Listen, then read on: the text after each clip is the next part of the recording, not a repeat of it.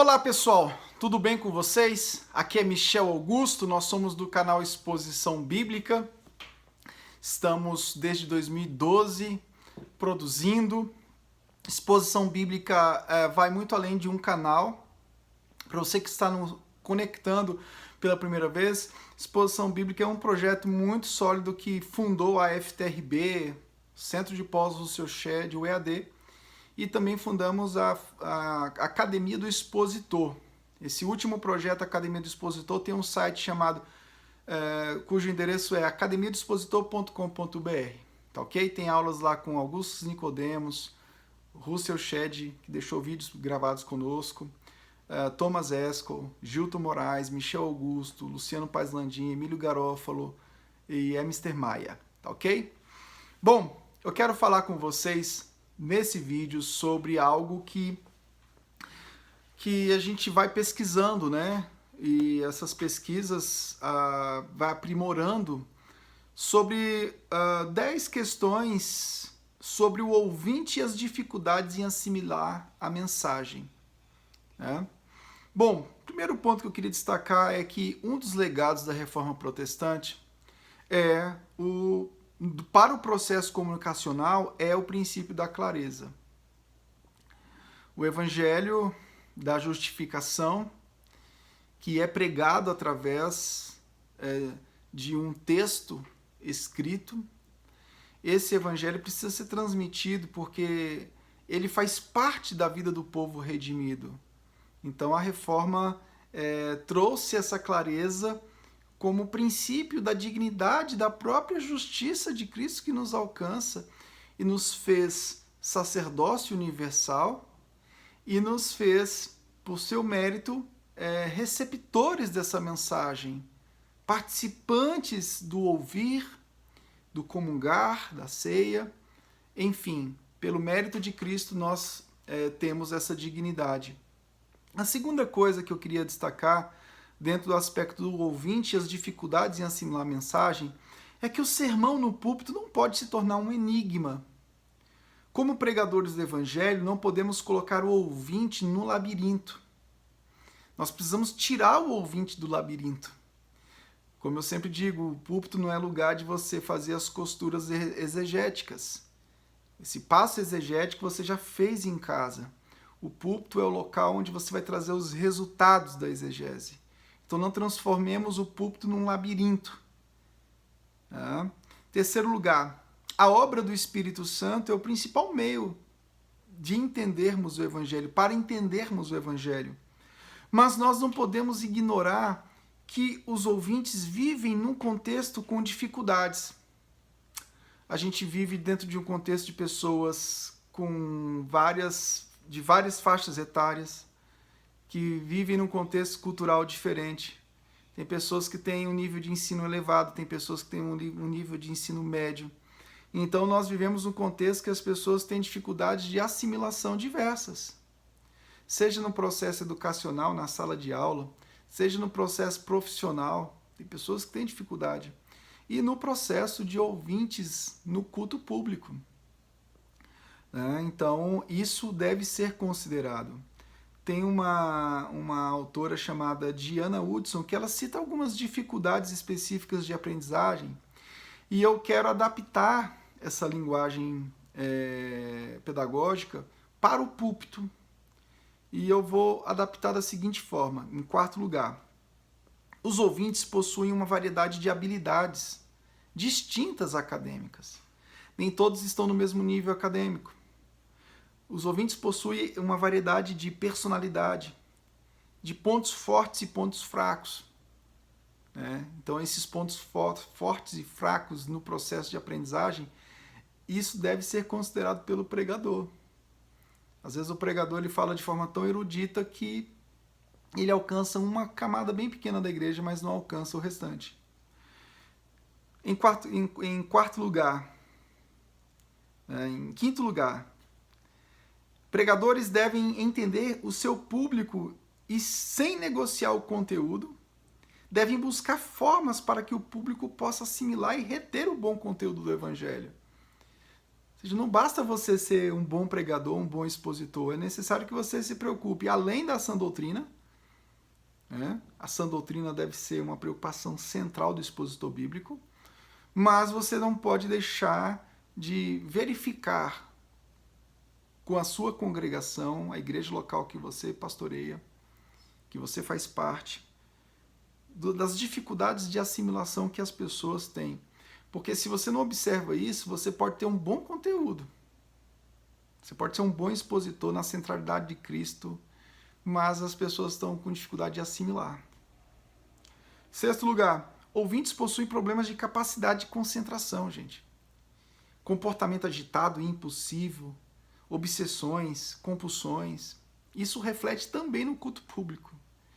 E dentro desse aspecto das capacidades de concentração, você deve observar tudo isso para você até mesmo corrigir junto com a congregação esses comportamentos através dos estudos bíblicos, através do aconselhamento, verificar, corrigir, ajudar as pessoas nesse processo, no extra culto, verificar essas questões e procurar meios da sua equipe, da nossa equipe, ajudar as pessoas nesse sentido. Em sétimo lugar, como pregadores, queremos ensinar da forma como gostamos de aprender, mas nem todos os ouvintes têm a mesma capacidade que a nossa. Então nós aprendemos com professores rebuscados, com professores com a linguagem que se adequa à nossa, mas nem todos os ouvintes têm essa mesma capacidade. E olha que quando nós estamos no culto público, quanto mais claro, melhor. E quanto mais rebuscado e quanto mais sofisticado é o processo, mais o evangelho fica escondido. E mais as pessoas têm a noção de que estão ali fazendo não sei o quê. Oitavo lugar, a clareza é muito importante, pois estamos diante de ouvintes que têm habilidades de aprendizagem que variam. A aprendizagem entre um e outro varia bastante. A capacidade de aprendizagem. Uns são mais dependentes, né? Outros são mais autodidatas. Ou seja, tem membros de igreja que estudam o texto antes, estudam o texto depois, fazem como os puritanos, reúnem nos seus lares e verificam o teor da mensagem com seus filhos. Mas tem outros que têm mais dificuldade, né? E com isso não estou querendo dizer que nós temos que igualar a todos de modo por baixo, né? Por aqueles que são irresponsáveis. Eu não estou falando de irresponsabilidade, eu estou falando de pessoas que são mais ativas no processo de aprendizagem. Porque tem muitas pessoas que são crentes, piedosos, mas têm dificuldade. Tem dificuldade até de ler a Bíblia. Tem dificuldade de assimilar, de interpretar. Tudo isso você deve considerar. Nono lugar, embora a pregação contenha ensino, pregar é diferente do ambiente de ensino da sala de aula. A capacidade de atenção dos ouvintes durante um culto de pregação é completamente distinta de uma sala de aula. Por quê? Porque o ouvinte está condicionado ao ambiente. Se ele vai numa sala de aula, ele está condicionado a um processo mais apurado de perguntas, respostas, interação. Já no culto de pregação não existe interação, a característica é outra.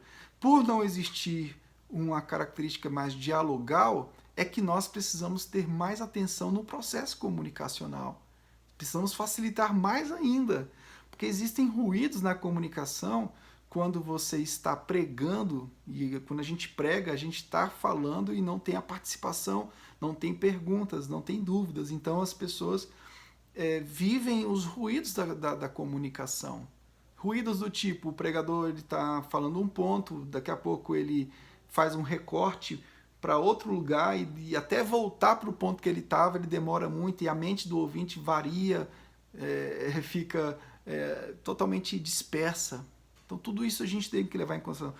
10º lugar, como pregadores devemos ser inflexíveis no tocante ao conteúdo da sã doutrina. Mas podemos ser flexíveis na comunicação em púlpito. Eu sou contra sermões curtos somente para atrair os sermões, aquele tipo de coisa de igreja emergente. Mas eu também sou a favor de que sejamos honestos e entender que o bom sermão expositivo não é aquele muito longo e prolixo. Né? O bom sermão expositivo é aquele que o pregador consegue transmitir a ideia central do texto, a intenção autoral naquela perícope. Qual foi a intenção autoral do autor bíblico naquela seção, naquela porção de texto? Meus irmãos, sejamos ortodoxos, mas sem sermos chatos com aquilo que podemos ser mais flexíveis. Não podemos cair na síndrome do ouvinte pós-moderno, né, que busca ser agradado, é o ambiente terapêutico, e que quer viver sempre um diálogo com o texto e nunca quer receber a palavra de modo propositivo, monologal, ou seja, do Deus que fala. Então o ouvinte pós-moderno ele sempre quer dialogar com o texto e quer interpretar o texto do jeito que ele quiser. Ele tem dificuldade de achar no texto o monólogo do Deus que fala conosco. Então a gente não pode cair nesse erro pós-moderno. Por outro lado, não podemos ignorar que ao pregarmos a intenção autoral do texto, o ouvinte também deve ser considerado não no sentido existencial de Rudolf Bultmann, por exemplo, né, do Schleiermacher, não é nesse sentido, é no sentido de você verificar as dificuldades que esse ouvinte tem de aprender, de assimilar, de ouvir, de reter. Então tudo isso também faz parte para que a glória de Deus no Evangelho de Cristo seja exposta e a gente tenha resultados mais eficazes na congregação. Então a gente não pode cair no erro, em alguns cantões da Europa, do pós-reforma, de sermões longos. Lógico, o contexto lá era um contexto de firmar a doutrina, o protestantismo estava se estabelecendo, mas a gente não pode cair nesse erro hoje, no sentido de que achar que a verdadeira pregação expositiva é aquela que você leva todos os ingredientes para o púlpito e coloca o ouvinte lá no labirinto e vai ensinar para ele exegese. Não é esse o caminho. Você vai mostrar o extrato da sua labuta exegética e considerar que os ouvintes têm dificuldades no processo de ouvir. Tá? Então, preguemos o Evangelho, mas sejamos mais intencionais no processo comunicacional. Deus te abençoe. Tchau, tchau.